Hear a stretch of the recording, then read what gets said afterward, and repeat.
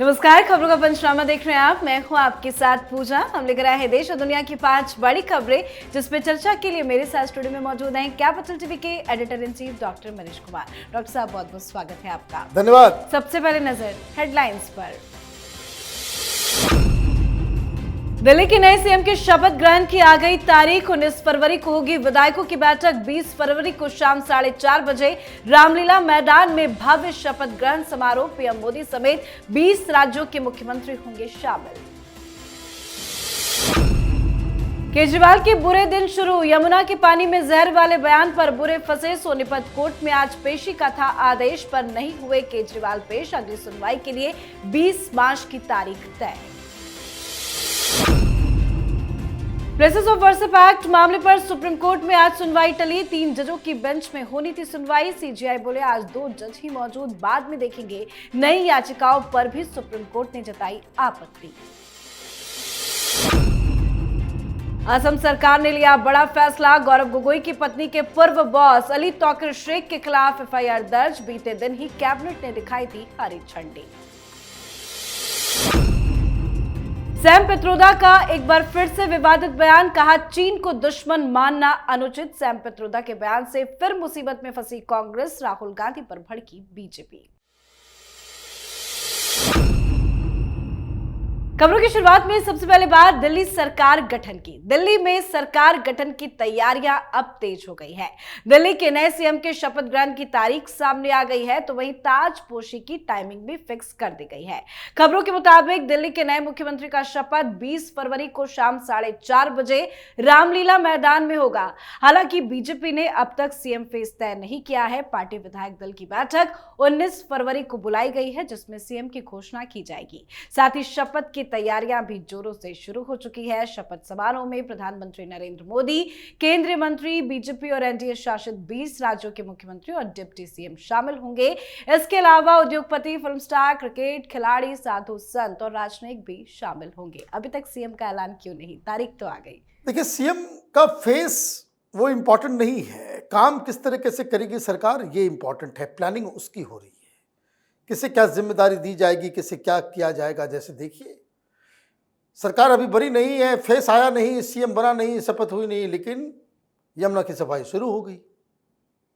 कई इलाकों में जहां गंदा पानी सप्लाई हो रहा था, वहां स्थिति ठीक हो गई। सरकार का चेहरा कम, सरकार का काम बोलना चाहिए।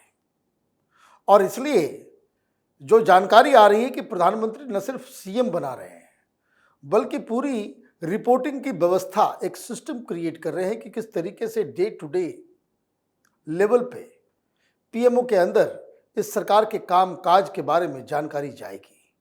हर सप्ताह एक ओवरव्यू और रिव्यू, दोनों चीज के ऊपर मीटिंग्स होगी पीएमओ के अंदर। मतलब प्रधानमंत्री मोदी ने जो कहा है कि मैं गारंटी देता हूं, तो प्रधानमंत्री मोदी ने गारंटी दी है, तो ये उनका ही दायित्व है। तो ऐसे में चेहरा कौन होगा वो बहुत ही इंपॉर्टेंट नहीं है, लेकिन जिस तरह से तैयारी की जा रही है, वही रामलीला मैदान जहां से केजरीवाल ने अपना फर्जीवाड़ा शुरू किया था कि हम भ्रष्टाचार मिटाएंगे, तो हम शैलेंद्र दीक्षित को जेल में डालेंगे, हर आदमी चोर है, आज खुद उसी फंदे में फंसे हुए नजर आ रहे हैं। तो सिंबलिज्म इज वेरी इंपॉर्टेंट। 3 बड़े बड़े स्टेज बनाए जा रहे हैं, 30,000 कुर्सियां लगाई जा रही हैं, लोगों को बुलाया जा रहा है और गणमान्य लोगों को भी बुलाया जा रहा है। तो एक भव्य समारोह दिल्ली में आयोजन होगा, ये ऐसी उम्मीद है। बिल्कुल। तो दिल्ली में भव्य शपथ ग्रहण की तैयारी शुरू हो चुकी है, तो दूसरी तरफ आम आदमी पार्टी में हलचल मची है। केजरीवाल एक साथ कई मुसीबतों का सामना कर रहे हैं। यमुना नदी के पानी में जहर वाले बयान पर अरविंद केजरीवाल को सोनीपत की सीजेएम कोर्ट ने नोटिस जारी कर आज पेशी के लिए बुलाया था। आज केजरीवाल को कोर्ट में पेश होना था, पर इस मामले में आज केजरीवाल कोर्ट में पेश नहीं हुए। उनकी ओर से दिल्ली से आए वकील अदालत में पेश हुए। अदालत ने अब अगली सुनवाई के लिए 20 मार्च की तारीख तय की है। सुनवाई के दौरान उनके वकीलों ने अदालत को बताया कि अभी तक शिकायत की कॉपी नहीं मिली है, इसलिए वो इस मामले में कोई जवाब दाखिल नहीं कर सकते। अदालत ने इस पर अगली सुनवाई की तारीख फिर आगे बढ़ा दी। क्यों नहीं पेश हुए अरविंद केजरीवाल? देखिए, ये बहानाबाजी करेंगे, उनको मालूम है कि पेश होंगे, गिरफ्तार कर लिया जाएगा। क्योंकि जज साहब ने पहले ही कह दिया था कि अगर आप नहीं आओगे, आप जवाब नहीं दोगे, तो ये माना जाएगा कि आपका इस पूरे मसले के ऊपर, इन आरोपों के ऊपर कोई बात आप नहीं कहना चाहते। इसलिए भागे भागे गए, कानूनी दांवपेच खेला जा रहा है। इसी ज़्यादा अक्लमंदी के चक्कर में मामला खराब होता है कि जब आपको बुलाया जाता है आप जाते नहीं हैं। इस वजह से आपको तिहाड़ जाना पड़ा शराब घोटाले में। 20 मार्च का टाइम है, तो उस दिन भी कैसे जा पाएंगे? क्योंकि जो जानकारी आ रही है कि शराब घोटाले में फिर से इनको और भी कई सारे चार्जेस जो है इनके ऊपर, जो जितने भी भ्रष्टाचार का इन्होंने कांड किया है, वो सारे भ्रष्टाचार के जो मामले हैं वो उजागर हो रहे हैं। तो अब तो 20 मार्च का जो समय दिया गया है, तब तक किसी और मामले में ये ऑलरेडी तिहाड़ में होंगे। तो ये मामला जो है, इसको और भी थोड़ा जो है फास्ट करने की आवश्यकता है, क्योंकि जिस तरह के आरोप अरविंद केजरीवाल ने लगाए, ये 2 राज्यों के बीच दंगा भड़काने का काम इन्होंने किया कि दिल्ली की जनता को इन्होंने ये अफवाह फैलाया कि हरियाणा की सरकार, हरियाणा के लोग जो है यमुना के अंदर जहर डाल रहे हैं बिना किसी आधार पे, बिना किसी सबूत के। तो अब तो ये इनको जवाब देना पड़ेगा ही। बिल्कुल। चलिए बढ़ते हैं आगे और अब बात करते हैं अगली खबर की। सुप्रीम कोर्ट में आज प्लेसेस ऑफ वर्शिप एक्ट से संबंधित याचिकाओं पर सुनवाई होनी थी, पर सुप्रीम कोर्ट ने आज पूजा स्थल कानून से जुड़ी 7 याचिकाओं पर सुनवाई टाल दी है। अब अगले महीने इसकी सुनवाई होगी। चीफ जस्टिस संजीव खन्ना ने कहा कि सुनवाई के लिए मार्च की कोई तारीख तय की जाएगी। उन्होंने कहा कि ये 3 जज की बेंच का मामला है, जबकि वो आज 2 जजों की बेंच में बैठे हैं। चीफ जस्टिस ने यह भी कहा कि मामले पर लगातार नई याचिकाएं दाखिल हो रही है, सबको सुन पाना मुश्किल होगा। सीजेआई संजीव खन्ना ने यह भी कहा कि जब तक केंद्र जवाब नहीं दाखिल करता है, हम सुनवाई नहीं कर सकते। हमारे अगले आदेश तक ऐसा कोई नया केस दाखिल भी ना किया जाए। आज सभी की निगाहें थी, उम्मीद थी, लेकिन आज तो सुनवाई टल गई। देखिए, सुप्रीम कोर्ट अपने ही जाल में फंसता चला जा रहा है। वक्फ के ऊपर आप सवाल कर रहे हो, वक्फ के ऊपर सुनवाई हो रही थी, है? ये तथाकथित सेक्युलरिज्म, तथाकथित ये जो लॉबी हिंदुस्तान के अंदर ये सेक्युलरिज्म का झंडा लेकर के चलती है, वो कैसे कैसे क्या करेंगी? आप एक तरफ से निकलोगे, दूसरी तरफ फंस जाओगे। ये कहा जा रहा है कि भाई वक्फ के केस में क्या है? वक्फ के केस में ये है कि अगर हिंदुओं की जमीन या किसी व्यक्ति की जमीन, चाहे मुसलमान ही क्यों ना हो, वक्फ अगर उसको हासिल कर लेता है, उसको उसके ऊपर कब्जा कर लेता है, तो आप कोर्ट नहीं जा सकते डायरेक्टली, है ना? तो हिंदुओं की जमीन अगर कोई कब्जा कर ले तो हम कोर्ट नहीं जा सकते। और आप दूसरी तरफ स्पेशल वर्शिप एक्ट में कि हम सबूत दिखा रहे हैं कि यहां मंदिर था, इस पे मुस्लिम आक्रांताओं ने जबरदस्ती हमारे प्लेसेस को, हमारे जो मंदिर, हमारे जो पौराणिक और इंपॉर्टेंट मंदिर हैं, उसका चरित्र बदल दिया। सबूत पेश किया जाता है, कोर्ट कह रही कि भाई कानून कह रहा है कि फिर भी आप नहीं जा सकते। वक्फ बोर्ड को कोई सबूत दिखाने की आवश्यकता नहीं है, उंगली रख दिया तो उसका हो गया। और हिंदू तमाम सबूतों के बावजूद भी, तो ये किस तरह के कानून राहुल गांधी ने बनवाए भाई? ये हिंदुस्तान में सेक्युलरिज्म के नाम पे ये जो तमाशा चल रहा था, ये कौन डिफेंड कर पाएगा भाई? संविधान है, मुस्लिम विधान नहीं है, शरीयत नहीं है। तो जज साहब भी जो है वो लटकाने भटकाने का काम कर रहे हैं। कारण ये लोग अपने ही पचड़े में फंसेंगे। इन लोगों ने जो सेक्युलरिज्म का टीन का चश्मा पहन करके ये लोग जो अंधे हो गए हैं देश के अंदर में सेक्युलरिज्म की बात करते करते, ये ऐसा कानून है जिसमें ये लोग रंगे हाथ पकड़े जाने वाले हैं। जी, अगली खबर में बात हिमंता विश्व शर्मा के एक अहम फैसले की, जिससे राहुल गांधी के होश उड़े हैं। दरअसल असम सरकार ने पाकिस्तानी नागरिक अली शेख के खिलाफ केस दर्ज करने और उनके एंटी इंडिया एजेंडे की जांच के निर्देश दिए हैं। ये कदम सांसद गौरव गोगोई की पत्नी एलिजाबेथ कोलबर्न के पाकिस्तानी संबंध को लेकर उठाया गया है। सरकार ने असम पुलिस को इस मामले की विस्तृत जांच करने का निर्देश दिया है, ताकि ये पता लगाया जा सके कि ये किसी बड़े षड्यंत्र का हिस्सा तो नहीं। प्रेस कॉन्फ्रेंस में मुख्यमंत्री ममता विश्व शर्मा ने यह भी कहा कि अगर गौरव गोगोई कोर्ट जाने का फैसला लेते हैं तो इससे जांच प्रक्रिया में तेजी भी आएगी। अब तो एफआईआर भी दर्ज कर लिया गया है। ये मामला कितना बड़ा होता जा रहा है? ये बहुत ही बड़ा मामला है, बड़ा संगीन है, और राहुल गांधी, गौरव गोगोई, कांग्रेस पार्टी, ये सब के लिए भारी पड़ने वाला है। मामला क्या है? मामला बड़ा ही सिंपल है। गौरव गोगोई की पत्नी एक ब्रिटिश नागरिक है, एलिजाबेथ गोगोई। 2010 में ये लोग मिलते हैं, 2013 में शादी करते हैं और 2015 में ये नौकरी छोड़ देती हैं जहां ये काम कर रही होती हैं। किसके लिए काम कर रही थी? तो जिनके ऊपर एफआईआर हुआ है। ये अली ताकिर शेख, ये पाकिस्तानी है। गौरव गोगोई मिलने के बाद ये लोग यूएन में मिले थे, दोस्ती हुई, प्यार हुआ, फिर शादी इन्होंने कर ली।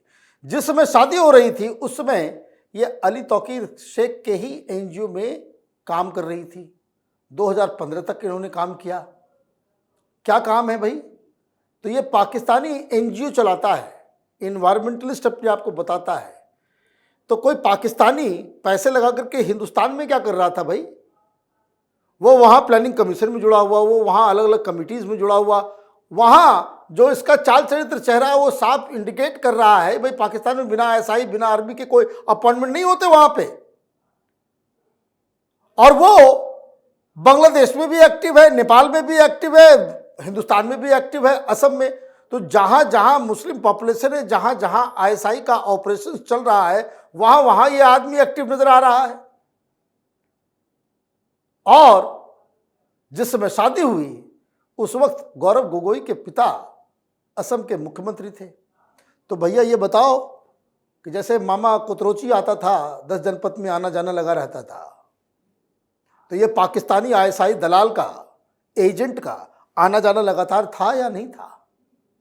क्या आपकी पत्नी किसी पाकिस्तानी आईएसआई अली ताकिर शेख के एनजीओ में काम करती थी या नहीं करती थी? शादी से पहले, शादी के बाद कितनी बार वो पाकिस्तान गई, ये भी बताना पड़ेगा। कई सारे सवाल हैं, और जो दिख रहा है प्रामा फेसी, इसमें तो गोगोई के लिए बड़ा मुसीबत खड़ा होने वाला है। आप शादी कर लेते हो और पत्नी आपकी भारतीय नागरिकता नहीं लेती, ये क्या चक्कर है? ये क्या चक्कर है?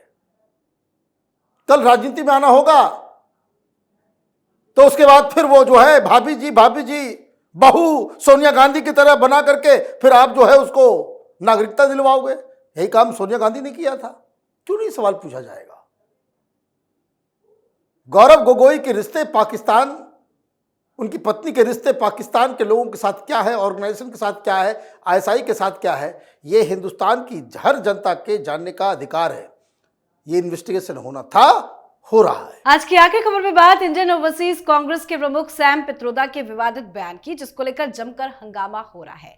दरअसल सैम पित्रोदा ने कहा कि भारत चीन मुद्दे को अमेरिका द्वारा बढ़ा चढ़ाकर पेश किया गया। उन्होंने कहा कि चीन को हमारा दुश्मन मानना अनुचित है। सैम पित्रोदा के बयान से बीजेपी भड़क उठी है। सुधांशु त्रिवेदी ने प्रेस कॉन्फ्रेंस करते हुए राहुल गांधी पर जमकर निशाना साधा। उन्होंने कहा कि चीन का कांग्रेस के साथ एग्रीमेंट उजागर हो गया है। आए दिन बार बार क्यों सैम पित्रोदा इस तरह के बयान देते हैं? क्या साबित करना चाहते हैं? कोई साबित नहीं करना चाहते। वो है कौन? क्या साबित कर पाएगा ये सैम पित्रोदा?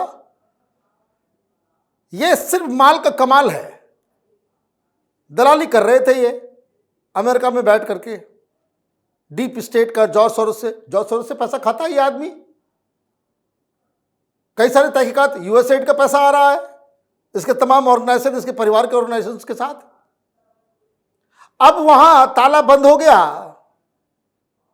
यूएसएड बंद हो रहा है, वहां पे सारी चीजों के ऊपर ताला लग रहा है।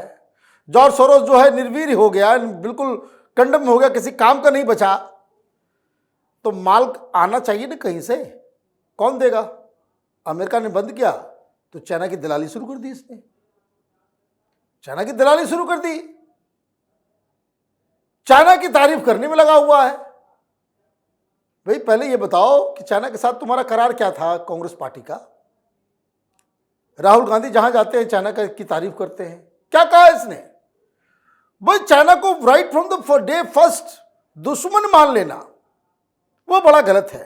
तो क्या मान लें? यार मान लें, दोस्त मान लें, क्या मान लें? वो अमेरिका को कंडेम कर रहे हैं। वो कह रहे हैं कि भाई जो डोनाल्ड ट्रंप जो आया है वो पहले दिन से चीन के साथ दुश्मनी, ये ठीक नहीं है, और हिंदुस्तान का भी एनिमी नंबर 1 चाइना नहीं है। तुम ही बता दो भाई कौन है, फिर तुम ही बता दो भाई, हिंदुस्तान का एनिमी तो है तो कौन है, नहीं है। डोकलाम में क्या होता है, गलवान में क्या होता है, कितनी जमीनें उसने हड़प ली है, ये सारी चीजें तो बताना पड़ेगा ना। पाकिस्तान को किस तरह का वो मदद कर रहा है, हथियार पहुंचा रहा है, दुश्मन नहीं है। किस तरह से बांग्लादेश में अपना गंदा नेफेरियस डिजाइन को वो चला रहा है, वो पता नहीं है। नेपाल में किस तरीके से वामपंथियों को बिठा करके हिंदुस्तान के खिलाफ वहां प्रोपेगेंडा कर रहा है चीन, दुश्मन नहीं है। ये अपने स्वार्थ के लिए, चंद डॉलर्स के लिए, ये सैम पित्रोदा जैसे लोग देश को बेचने के लिए खड़े हो जाते हैं। बड़े दुख की बात है कि राहुल गांधी के आसपास इर्द गिर्द इसी तरह के दलाल किस्म के लोगों का जमावड़ा हो गया। बहुत बहुत धन्यवाद सर बातचीत के लिए। धन्यवाद। खबरों का पंचनामा में आज के लिए फिलहाल इतना ही। देश विदेश की बाकी खबरों और उनके सटीक एनालिसिस के लिए देखते रहिए कैपिटल टीवी। हमें लाइक कीजिए, शेयर कीजिए और कैपिटल टीवी को सब्सक्राइब कीजिए। नमस्कार।